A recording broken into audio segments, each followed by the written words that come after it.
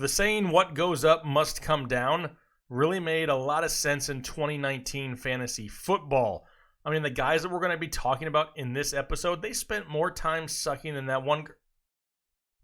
Never mind. These guys, their ADP is falling.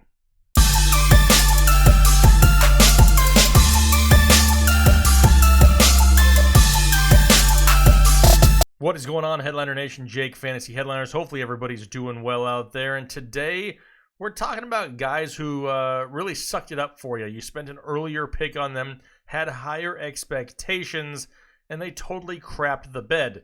The good thing about it is now their ADP is going to be a little bit lower here in 2020. And don't forget, everybody, and I do mean everybody, even Ronald Jones, has a price on draft day. It's all about getting them for the right value. I mean, if they fall deep enough in any draft, everybody's going to have some sort of value. You can't just cross them off altogether unless you severely hate the dude, which is a possibility for some guys out there.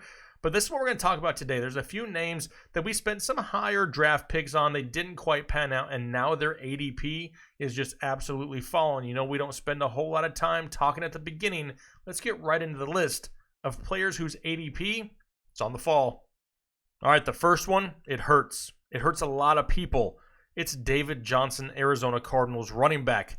I mean, last season, he was the 6th overall pick as far as ADP.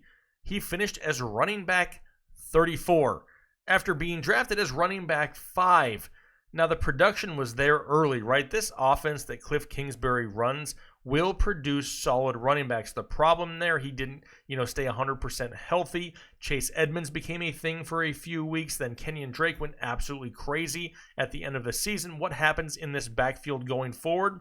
It's a huge question mark. David Johnson did not look great in the opportunity that he did get late in the season. He's probably somebody who I will pass on unless he really falls in drafts here in 2020, unless there's more clarity in this backfield going forward. What about Odell Beckham Jr.? Yeah, he had an early second-round ADP, yet finished as wide receiver 31 after being drafted as wide receiver 6. Myself included, really expected more out of Odell Beckham and the Cleveland Browns. Now, am I going to completely blame it on Odell? No, for the most part, he was a lot more mature than the Odell that we saw when he had his time in New York. He seems to have matured a little bit, but that offense as a whole was just ugly outside of all things named Nick Chubb. He was really the only benefit in that offense. However, Freddie Kitchens plays a part. A lot of that play calling was absolutely stupid there of the Cleveland Browns. So let's hope moving forward they can really open up that offense a little bit more. Odell Beckham, he's going to fall. His ADP is going to fall. A lot of people are going to say, nope, I'm not risking it again. However, if he can fall deep enough to where he's maybe your wide receiver 2, maybe he falls all the way to the 3rd round. Something we'll let you pay attention to. But like I said, everybody has value. We just have to wait and see where Odell's going to fall. Brandin Cooks. Heck, the entire Rams offense, for the most part, could probably be fit on this list. Brandin Cooks, though, had a 4th-round ADP. He finished as wide receiver 61. Yes, 61. He was drafted as wide receiver 14. Now, yes, he did not, play the entire season. He struggled with concussions. The problem was when he did play, he wasn't making those big plays that we're used to seeing.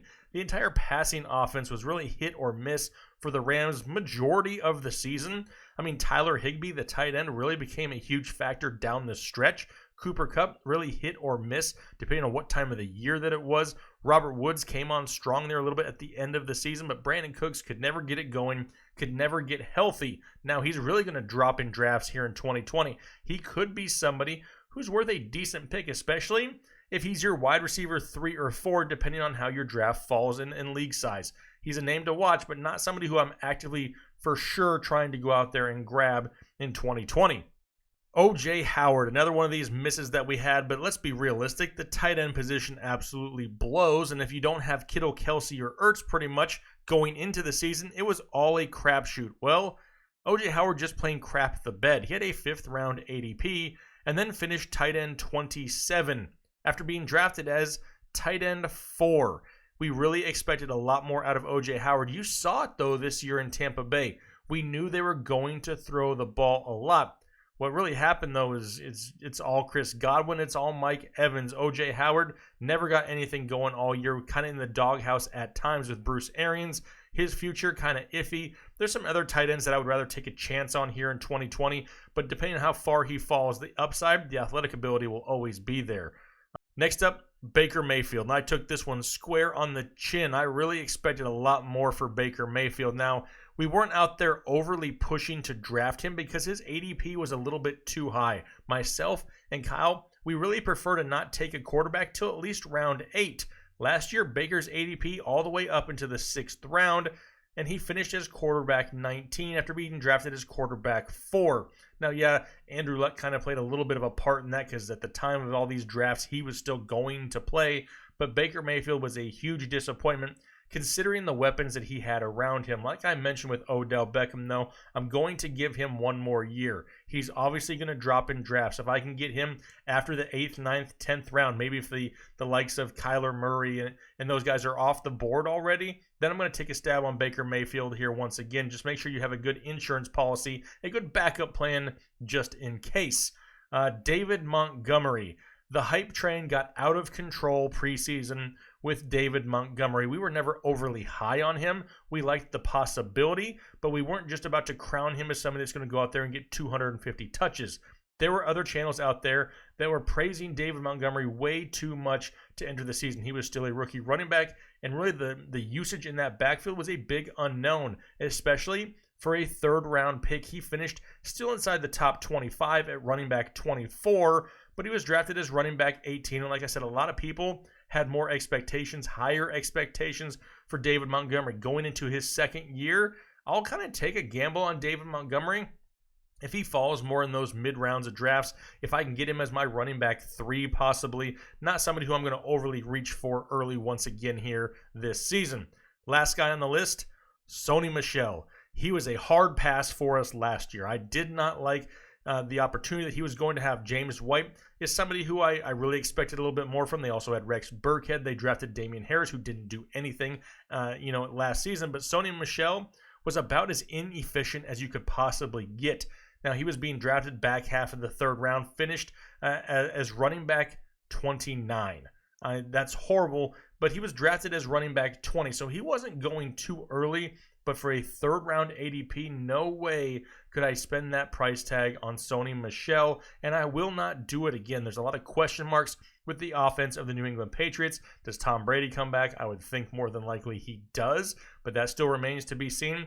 But with all those other running backs in the mix, Sony Michel is going to be somebody that I pass on almost every single year. All right, so those are a few of the players with falling ADPs here going into the 2020 season. But like usual, we're going to be interactive on as many fantasy football videos as we can.